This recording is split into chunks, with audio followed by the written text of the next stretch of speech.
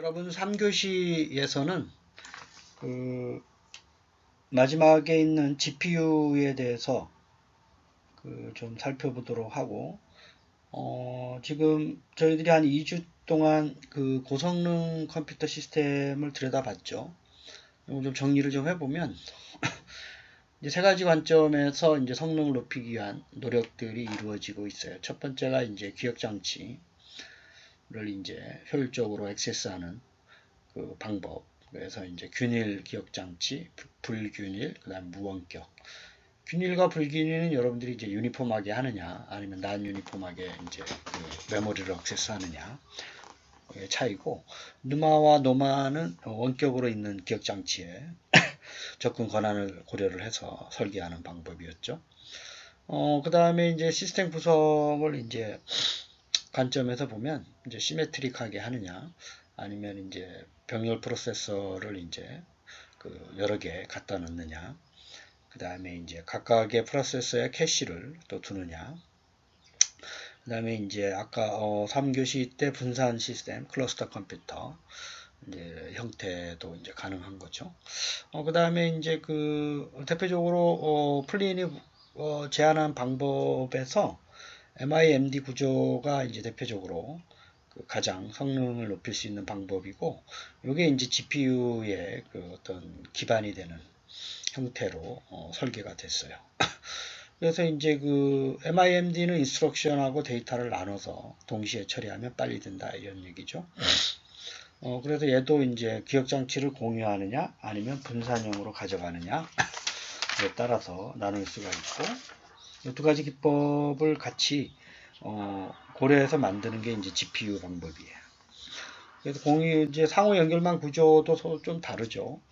버스와 다중버스, 크로스버스 있지, MIN이 이제 공유 기억 장치에서 주로 쓰는 방법이고, 분산 기억 장치에는 그 메쉬와 토로스, 그다음에 하이퍼큐브의 방법을 써요.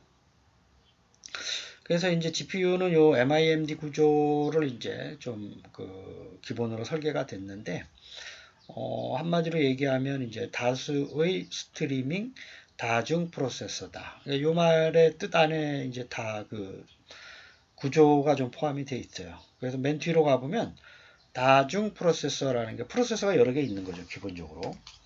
프로세서가 이제 그 여러 개 있고, 이제 저희들이 처음에 시작할 때 성능을 높이기 위한 방법이 뭐가 있을까? 프로세서를 여러 개 두고 메모리를 여러 개 두자라는 게 이제 기본적인 방법의 출발점이었죠. 그래서 이것도 마찬가지예요. 그래서 프로세서를 여러 개 두고 메모리도 여러 개 둬요.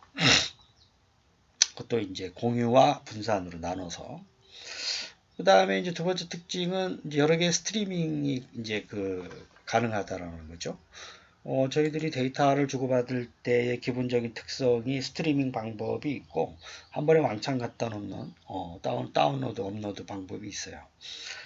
그래서 스트리밍은 무슨 뜻이냐면 그 프로세서별로 또는 프로세서와 메모리 사이에 필요할 때마다 데이터를 실시간으로 가져올 수 있도록 상호 연결망 구조를 설계를 하겠다라는 뜻입니다. 그래서 요 말 뜻 안에 요 GPU라는 게 그래픽 프로세싱 유닛이죠. 엔비디사에서 1999년, 지금부터 한 20년 전에 고성능 컴퓨터 시스템의 어떤 슈퍼컴퓨터급이 아닌 일반 상용화급으로 만들어 보자라는 그 기획 단계에서 출발을 했어요. 그러면서 이제 다양한 그 시도를 이제 해왔는데, 지금도 이제 계속 새로운 모델들이 나오고 있죠. 그래서 초창기 모델은 GPU에서 그래픽 처리를 위해서 만들었지만, 이게 어떤 우리 컴퓨터 기능, 컴퓨팅 하는 기능, 계산적 기능에서 탁월한 성능을 보였기 때문에 이게 이제 그 GPU라는 게 그 알파고나 아니면 이제 TPU 설계할 때 기본적인 배경이 되었다. 이 두 가지 특징 잊어버리지 마세요. 프로세서가 여러 개다. 프로세서 간에 또는 메모리 간에 스트리밍으로 데이터를 송수신한다. 이 두 가지 특징이 있다. 요거를 좀 유념해서 알아두시기를 바라겠습니다. 그래서 이제 GPU는 그 엔비디사에서 처음 모델이 G80 모델이 있는데요. 처음에는 그 실시간, 이게 실시간이라고 하는 게 스트리밍이라는 말 때문에 그런 거예요. 스트리밍. 그래서 그래픽 처리용으로 만들었어요. 처음에 계산용이 아니라 주로 그래픽 처리용 보조 프로세서. 그래서 그래픽 처리를 빨리 해야 사람들이 이제 그 실시간 이미지처럼 볼 수 있는 거. 특히 게임 할 때 그 실시간 이미지 처리가 상당히 중요하죠. 그래서 요게 이제 그 소위 말하는 MIMD 구조로서 속도를 개선한 면이 상당히 이제 그 인정을 받아가지고 일반적인 계산에도 그 통합적으로 설계를 해서 사용할 수 있겠구나.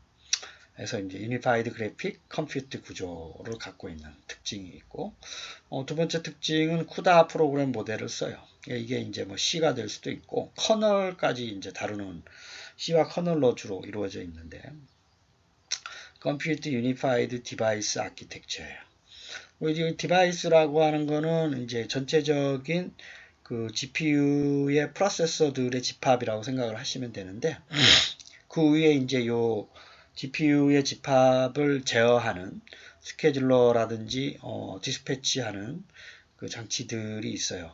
그 이제 그거를 컨트롤하는 프로그래밍 모델인데, 여러분들이 배운 C하고 똑같고, 그 다음에 커널 프로그램을 좀 다뤄요.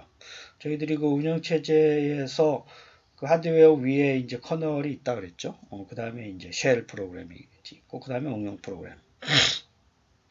그래서 상당히 좀 기계로 가기 전 단계에 어셈블리어에 해당되는 그 프로그래밍을 이제 해요. 요 그 GPU를 이제 모델링 하기 위해서. 일반적인 프로그래밍 언어는 C를 생각하시면 되고요. 사용자에게 친화적인 병렬 컴퓨팅 플랫폼을 제공을 해줘요.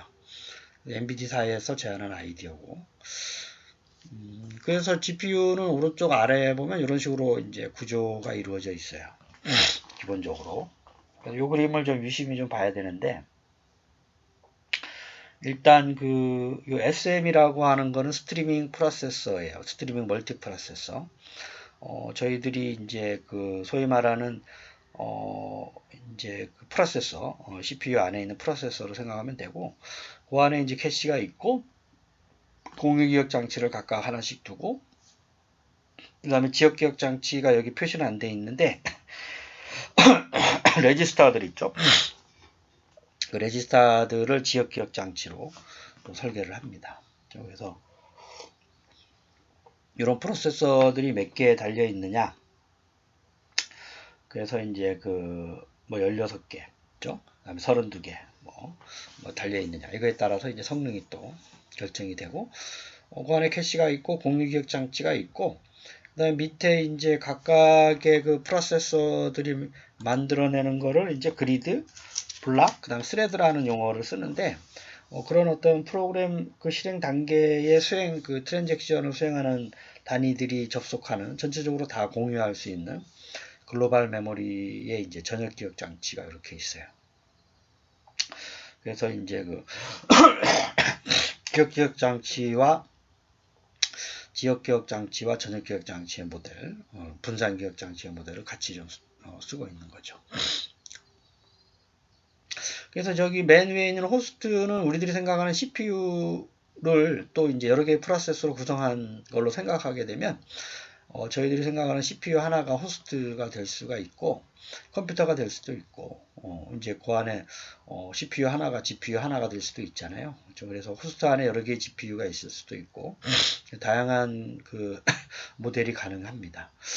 그래서 또 호스트가 그 앞에서 배웠었던 시메트릭 멀티 프로세서로 볼 수도 있어요. 이제 이런 걸 여러 개 둬서 그 대칭형으로 구성할 수도 있고, 뭐 여러 가지가 가능합니다. 근데 어쨌든 그 호스트라고 하는 게 요 GPU를 스케줄러, 디스패치 유닛, 그 다음에 SM 스트리밍 멀티플레서, 전역 기억 장치를 하나의 GPU 유닛이라고 볼 수가 있는데, 얘와 관련되는 그 컨트롤하는 거를 이제 호스트라고 생각하면 돼요. 디바이스는 이제 GPU 요 하나를 디바이스라고 얘기합니다. 디바이스. 이게 반도체 이제 트랜지스터의 집합으로 구성을 이제 하는 거죠. GPU 안에는 이제 SM들이 여러 개 있어요. SM 여기서부터 SM1부터 이거는 이제 5개 있는 경우죠. 스트리밍 멀티 프로세서. 그러니까 요놈들이 그 데이터를 전역 기억 장치나 아니면 그 공유 기억 장치 또는 이제 그 상호 연결망 구조를 이용한 전역 기억 장치 사이에 데이터를 스트리밍 방법으로 송수신한다 라는 거예요. 그렇죠? 그 다음에 그 각각의 SM 내에는 또 스트리밍 프로세서들이 요 파란색이 하나하나의 프로세서라고 생각하면 돼요. 이런 게 또 이제 몇 개 달려 있느냐에 따라서 또 성능을 이제 그 결정짓는 중요한 이제 그 요인이 되고 있습니다. 그래서 이제 요 GPU가 요 기본적인 그림을 좀 이해를 해주시고, 요 스케줄러나 디스패치하는 유닛은 우리 그 전체적으로 SM1에서부터 5까지 의 프로세서들을 어떻게 할당할 것이냐, 그 다음에 이제 그 어떻게 그 캐시들을 이제 제어하고 공유 기억 장치와 전역 기억 장치의 데이터의 흐름을 효율적으로 관할하느냐. 이게 다 쿠다 프로그래밍 모델로 이제 설정을 합니다. 그래서 보통은 이 호스트 레벨에서는 C 언어, 우리 응용 프로그램을 쓰고, 스케줄러나 디스패치 유닛은 C하고 커널 프로그램들, 어셈블리 언어와 같은 것들을 사용을 해서 이거를 이제 전체적으로 제어를 하게 됩니다. 그래서 이제 그 NVIDIA사에서는 쿠다 프로그램을 쓰는데, 그 호스트 코드는 C로 쓰고요. 호스트를 제어하는 거. 그 다음에 이제 GPU 디바이스로 내려와서는 보통 커널 함수와 그 C 함수를 써요. C 코드를. 호스트 코드는 NC 기반의 C 기계어를 제어할 수 있는 C 언어. C 언어랑 이제 동일하다 생각하면 돼요. 그 다음에 디바이스의 GPU 유닛을 제어하는 것부터는 C와 커널 함수를 같이 사용을 합니다. 커널 함수는 그 디바이스가 실행하는 부분을 병렬적으로 제어하는 이제 그 함수들이 모임들이 있는데요. 라이브러리 형태로 그 운영체제에 이제 포팅이 돼 있어요. 그래서 그 함수들을 불러다가 쓰면 되는데 병렬 함수와 데이터 구조를 명시하는 키워드. 그래서 이제 스페셜 펑션 유닛이라 그래서 그 초월 함수 같은 경우도 여기서 다 불러서 쓸 수가 있습니다. 스레드는 그 커널 함수가 하나하나씩 수행하는 그 수행 동작, 이걸 이제 인스턴스라고 얘기하는데, 그 GPU의 각각의 프로세서에 의해서 실행이 돼요. 그래서 이제 스레드들의 묶음을 또 블락이라고 그러고, 블락들의 묶음을 또 그리드라는 표현으로 오른쪽에 있는 것처럼 그림으로 이제 그려놨죠. 그러니까 요거는 이제 아까 앞에서 말씀드렸었던 그 스트리밍 프로세서 안에 이제 그리드 형태의 블락들을 이제 만들고, 그 블락은 각각의 그 실행의 기본적인 단위인 인스턴스의 그 스레드의 집합으로 돼 있다. 이렇게 이해를 하시면 되겠어요. 그죠? 그래서 뭐 우리가 저기 그 오피코드와 명령어, 인스트럭션과 그 하나하나의 그 오퍼랜드를 구성하는 단위가 스레드고, 스레드에 몇 개를 묶어서 이게 블락을 구성하고, 블락들이 그리드로 이제 수행이 되고, 그리드가 하나의 그 스트리밍 프로세서 안에 몇 개를 동시에 묶을 수 있느냐, 이거를 이제 와프라는 단어를 이따가 얘기를 하는데, 동시에 수행할 수 있는 그리드의 개수, 와프라는 단어를 써요. 스레드들의 묶음들을 우리가 이제 와프, WARP라는 단어를 씁니다. 그래서 그 책에 요 이제 뭐 쿠다 프로그램의 예제를 하나 보여주고 있죠. 오른쪽 아래에 있는 것처럼. 일단 그 호스트에서 수행되고 있는 C 기반의 쿠다 프로그램을 수행을 하면서 밑에 있는 GPU의 유닛으로 보내는 프로그램을 함수 형태로 불러들이고, 그 안에서 그 스트리밍 프로세서 별로 수행되어야 될 그 명령어들을 그리드 형태로 만들고, 그리드는 다시 블락으로 구분을 하고, 블락들은 요 스레드의 집합인 와프로 구성을 해서 수행을 하는 그런 단계로 이제 이루어져 있는데, 오른쪽 아래에 있는 거는 간단하게 SP1에 있는 그 데이터들과 SP2에 있는 데이터들을 합쳐서 뭐 전역 기억 장치에다가 저장을 해라 라는 식의 어떤 배열의 합을 구하는 프로그램을 예제를 보여주고 있어요. 그래서 뭐 그 언더바 글로벌 뭐 이런 게 이제 그 커널에서 정의되어 있는 이제 함수들이에요. 파란색으로 되어 있는 거. 그래서 요 GPU 프로세서나 이런 거를 이제 그 하드웨어 설계하시려고 하는데 일을 하고자 하는 분들은 요 쿠다 프로그래밍 모델을 다시 좀 별도로 공부하셔야 되고, 어쨌든 C가 중요하죠. C 개념의 문법을 사용하기 때문에. 그래서 이제 C 공부를 열심히 해주시기를 바라겠습니다. 그래서 요거를 이제 여러분들 이제 용어가 갑자기 많이 나와서 좀 헷갈릴 수 있는데, 다시 한번 좀 말씀을 드리면, 아까 앞에 있는 그림을 좀 연상을 좀 해보세요. 호스트에서 쿠다 프로그램을 쓰는데 그건 C 기반이고, 이제 거기에서 전체적인 거를 관할을 하는 프로그램을 만들 수 있고, 그다음에 GPU 유닛으로 내려와서는 커널 함수 기반의 C 프로그램을 이제 다시 수행을 하고, 그 안에서 이제 수행되는 기본적인 단위들은 그 스트리밍 프로세서별로 그리드를 만들고요. 그리드 안에는 여러 개의 블락을 구성을 하고, 블락 내에서 여러 가지 스레드들의 묶음, 인스턴스를 만드는 게 이제 이걸 이제 와프라고 합니다. 이거 하나하나씩 수행을 하는 거예요. 수행하면서 필요한 그 커널 함수, 초월 함수를 포함해서 를 불러서 수행을 한다. 새로 만들 필요는 없어요. 그러니까 커널 함수에서 대부분 다 정의가 되어 있기 때문에 요 GPU의 설계에서는 그 라이브러리에 저장되어 있는 커널 함수를 잘 쓰는, 이제 그렇게 이제 하면 프로세서나 메모리를 제어를 할 수가 있습니다.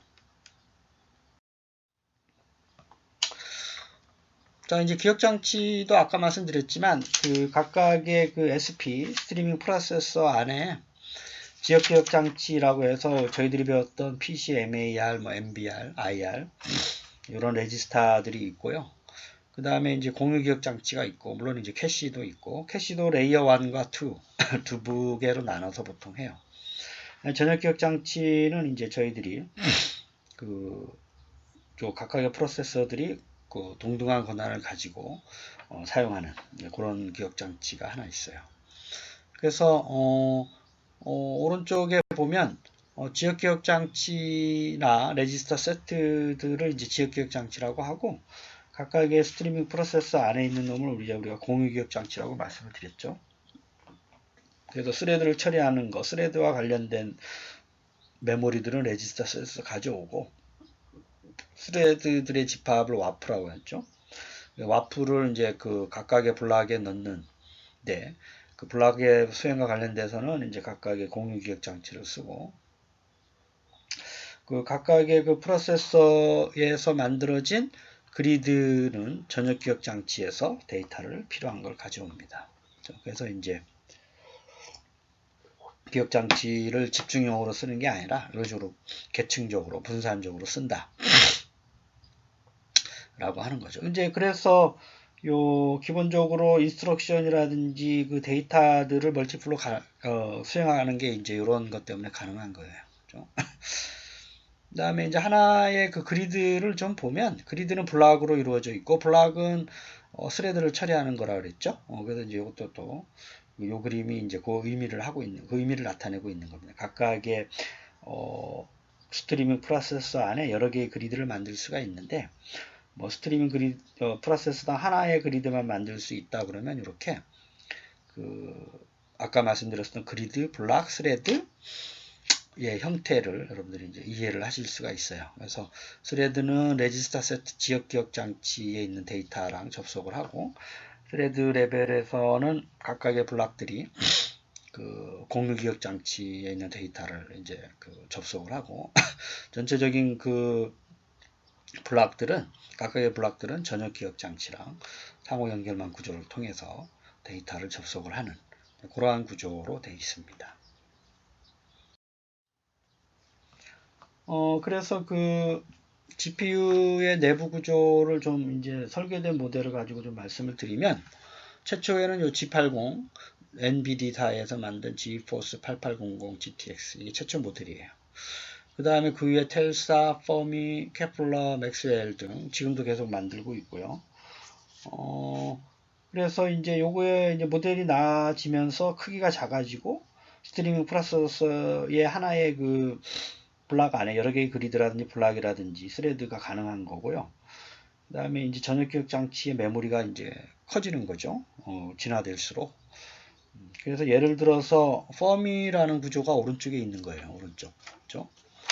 그래서 이 D램이라고 하는 게 저희들이 배웠었던 그 메모리의 그 전역 기억 장치들이 이제 이렇게 들어가 있는 거고, 그 다음에 이제 그 안에 있는 요 사각형 하나하나들이 큰 사각형, 작은 사각형 이제 구분되잖아요. 이제 큰 게 이제 그 스트리밍 프로세서예요. 이게 16개가 있을 거예요, 아마. 그죠? 하나, 두 개, 위에 게, 둘, 넷, 8개죠? 밑에도 8개니까 16개. 그 안에 이제 32개의 코어들이 있는 거예요. 하나하나에.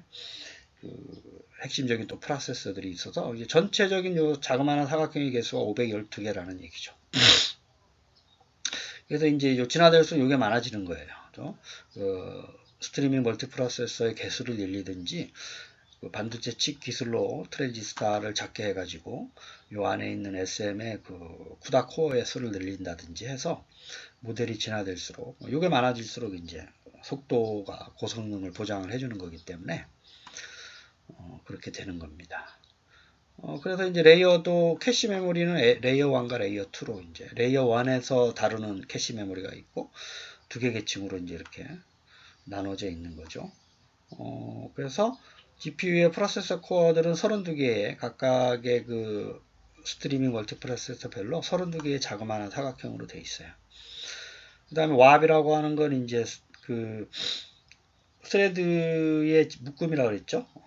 하나의 블락이 처리할 수 있는 게 32개를 동시에 처리할 수 있는 거예요. 스레드가. 이걸 와프라고 그래요. WARP. 그 다음에 뭐 나머지는 뭐 스페셜 펑션이라는 게 그 커널 함수에서 자주 쓰이는 거예요. 초월 함수. 이걸 이제 먼저 계산을 해서 자원 할당에 사용되기 때문에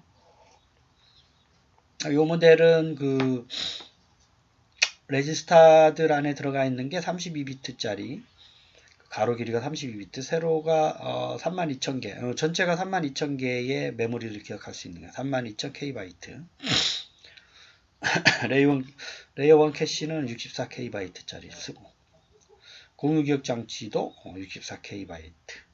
그렇죠? 각각의 그 시메트리 그 스트리밍 각각의 스트리밍 멀티플렉스의 SM에 들어가 있는 공유 기억 장치가 64KB짜리였죠. 초창기 요 퍼미 모델은. 그래서 그 이런 용어들과 관련되어 있는 구조적인 측면에서 좀 단위들을 좀 생각을 하면서 학습을 해 주시기를 당부드리겠습니다.